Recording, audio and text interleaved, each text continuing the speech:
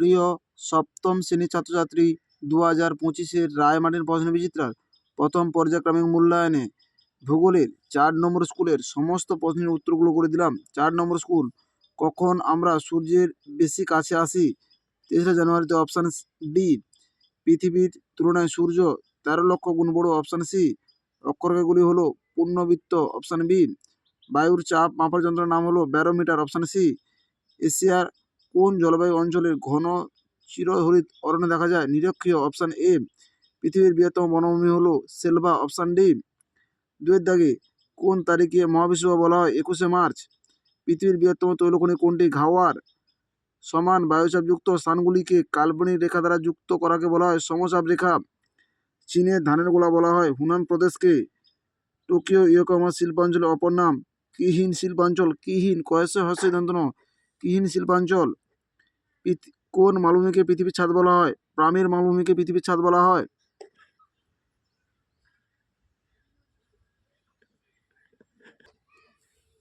3-এর দাগে পৃথিবীর কক্ষপথ বলতে কি বোঝো? 14 নম্বর পৃষ্ঠা 1-এর দাগে পাবেন উত্তরটি তোমরা দেখো।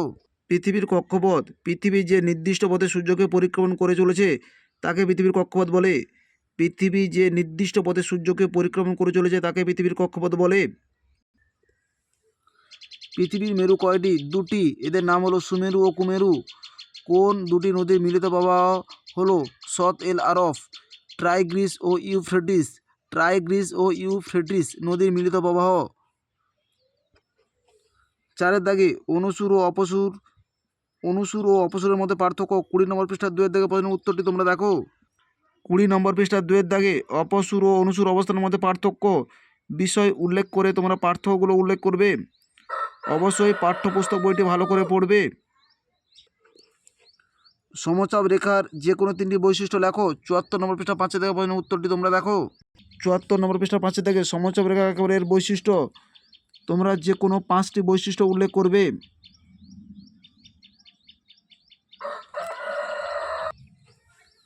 নিরক্ষরেখা থেকে মেরুর দিকে গেলে কি কি পরিবর্তন লক্ষ্য করা যায়? 74 নম্বর পৃষ্ঠায় 13 দাগে প্রশ্ন উত্তরটি তোমরা দেখো। 74 নম্বর পৃষ্ঠায় 13 দাগে প্রশ্ন উত্তরটি তোমরা দেখো। বিষয়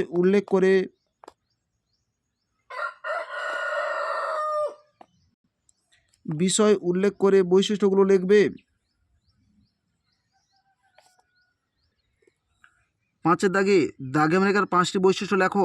43 নম্বর পৃষ্ঠা 43 নম্বর পৃষ্ঠা 7-এর দাগের প্রশ্ন উত্তরটি তোমরা দেখো। 43 নম্বর পৃষ্ঠায় 7-এর দাগের প্রশ্ন বৈশিষ্ট্যগুলো তোমরা দেখো।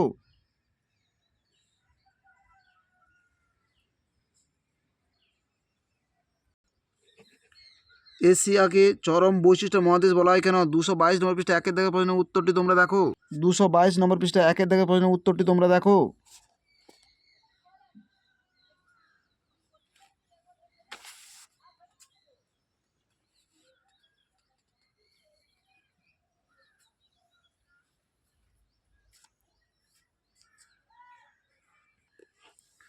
পামির ও আর্মেনীয় গ্রন্থি থেকে বিভিন্ন দিকে প্রসারিত পর্বতমালাগুলির নাম লেখো। 224 নম্বর পৃষ্ঠায় তোমরা একটু দেখো।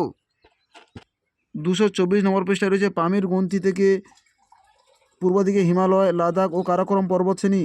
কারাকোরামের উত্তরে কুয়েনলুন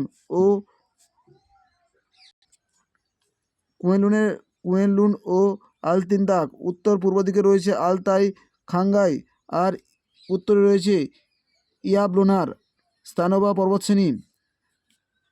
এই পামির মালভূমি এবং আর্মেনীয় মালভূমির বৈশিষ্ট্যগুলো তোমরা উল্লেখ করবে, বিষয়গুলো তোমরা উল্লেখ করবে।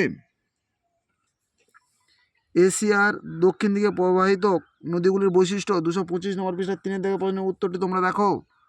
225 নম্বর পৃষ্ঠায় 3-এর দাগের প্রশ্নের উত্তরটি তোমাদের উল্লেখ করতে হবে। আমাদের ভিডিওটি যদি তোমাদের ভালো লাগে তাহলে তোমরা লাইক করো, শেয়ার করো।